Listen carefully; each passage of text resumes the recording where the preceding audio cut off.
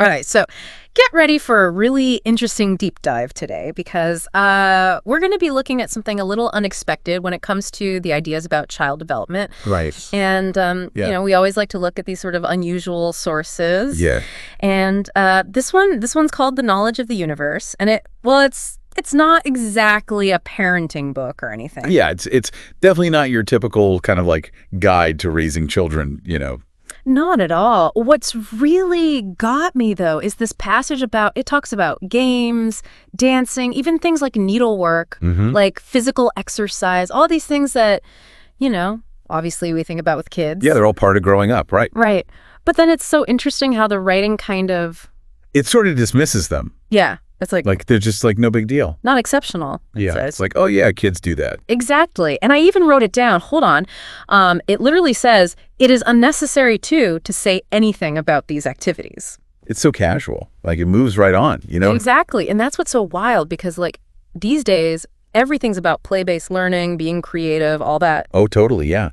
Like think about needlework, right? Mm-hmm. Back then, maybe it was just like a chore, a practical skill. Right, like you had to learn how to sew. But now we're like, whoa, fine motor skills, patience. This is like brain development. It's true. So it makes you wonder, what did they consider super important back then if these things were just like whatever? Yeah, what was the big deal for them?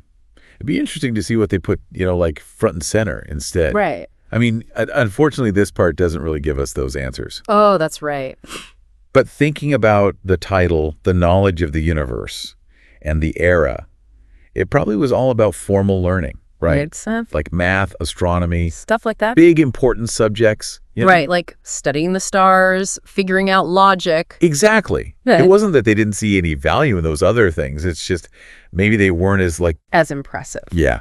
Not as like, this is going to unlock the secrets of the universe kind of knowledge, Right. And that's what's so cool about looking at this old stuff. Totally. Makes you realize how much our thinking changes. Yeah, like who knows what people will think of our ideas in the future? Exactly. It's like we think we've got it all figured out, but then boom, someone digs up this old book and it's like, wait a minute, they thought what? I know. It's kind of humbling. Totally.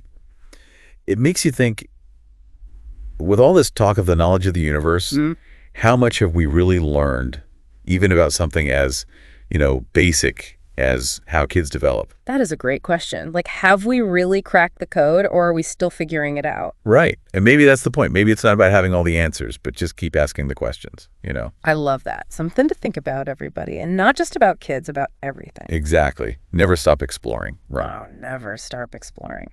Well, thank you so much for this deep dive. This was incredible, as always. Yeah, this is a fun one. Really got the gears turning. Always. All right, until next time.